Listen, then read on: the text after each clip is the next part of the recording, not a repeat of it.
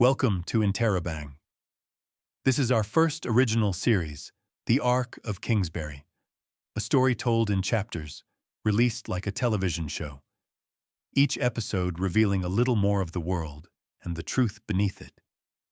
This is our first book and our first time bringing this universe to life. So bear with us as it unfolds. Pay attention to what you see, to what you hear. Some things won't make sense yet, but they will. Chapter 1. The Princess of the Ark. The voice of Dodd filled the Ark as surely as the hum of the engines. Good morning, citizens of the Ark of Kingsberry. This week's farming quotas have exceeded expectations by 12%. Hydroponics reports another healthy harvest of maize and legumes. Our thanks to the growers who provide for us all. Tonight, the Theater Guild will perform The Fall of the Old World, with a special presentation from the children's chorus. Attendance is encouraged. And finally, a reminder. The founder's birthday approaches. Donations will be received at the central atrium to honor his sacrifice and foresight. We live today because of him. Remember this, always. Dodd's voice, steady and unyielding, carried through the Ark's corridors. To most, he was more than a voice. He was the face of order, the mouthpiece of history, the companion who had guided them since the old world's end. The princess named Song had never known a day without him. She pushed herself upright, silken sheets sliding from her shoulders. Her dark hair fell loose across her face, a sharp contrast to her olive-toned skin and the striking green eyes that seemed almost too bright in the pale morning light. They were the unmistakable mark of her family, the Kingsberry line. Beyond the glass wall of her quarters, endless white clouds stretched toward the curve of a ruined earth below. Somewhere down there, people clawed for scraps of survival. But here was the Ark of Kingsberry, a city in the sky, clean and bright, untouchable. The vessel stretched for a mile, a leviathan of steel and light suspended above the wasteland.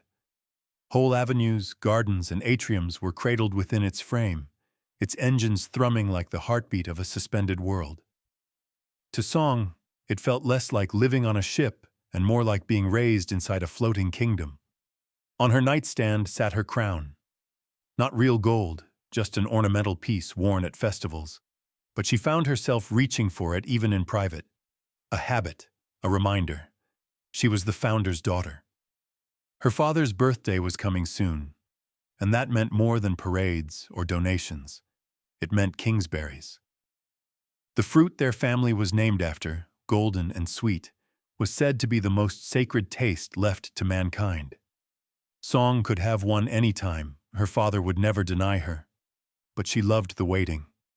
She loved the mythology of it, how Kingsberries were reserved for festivals, for the honoring of her family's line, for moments when the Ark itself seemed to glow. She wanted to savor it the way everyone else did, as a miracle worth waiting for. Sometimes she caught herself daydreaming the Ark really was built from Kingsberries, its hull sweet and golden, its engines fueled by their light. She knew it was nonsense, but she liked the thought anyway. She pressed her cheek to the glass, restless. She loved her home, but she longed for more. To touch soil, to walk rivers, to see what lay beyond the endless sea of clouds. The Ark was safe, yes, too safe. And then she saw it again. The faint flicker, a small light, sharp and rhythmic, blinking against the pale sky. It had been there for hours, tapping at the corner of her vision like a finger on glass. Morse code? She didn't know enough to say. She wanted to. Song? I'm awake. She called back, slipping on her boots. The door slid open, and her twin brother Jude poked his head in. His dark hair, straighter than hers, was combed into strict order. The same green eyes stared back at her, inheritance of the Kingsberry line, but where hers sparkled with curiosity, his carried the weight of worry. He always looked older than their 14 years, bookish and quiet, forever adjusting the cuffs of his uniform. Jude carried himself as though the Ark itself rested on his narrow shoulders. You're planning something. I'm always planning something. You can't keep sneaking off. She'll notice. She always notices, but I'm still going. She had already tucked a folded scrap of paper into her boot. One of her maps. Tiny sketches of corridors, notes in her looping hand. The lower greenhouses, the ballast wings, the echoing places no one else wandered. She meant to see them all. You're impossible. Jude sighed, but his eyes softened. He always said that, and he always followed. Before Song could answer, their mother appeared in the doorway. Joy Kingsberry's blonde hair was pinned in perfect order, though the tightness of her mouth betrayed how long she had been awake. She shared none of the Kingsberry traits. Her eyes were a stormy blue-gray, her skin fairer than her children's, but her beauty was undeniable. Regal, almost statuesque, though the fine lines around her eyes revealed how closely she carried her worries. You've been up since dawn again, and already causing trouble. I'm not causing anything. I just wanted to... Explore. Always exploring, always running where you shouldn't. Do you think the Ark is a playground? Song lowered her eyes, crown glinting in the morning light. No, Mother. And you, were you watching her? Of course. Her mother studied them both, storm-gray eyes heavy with suspicion.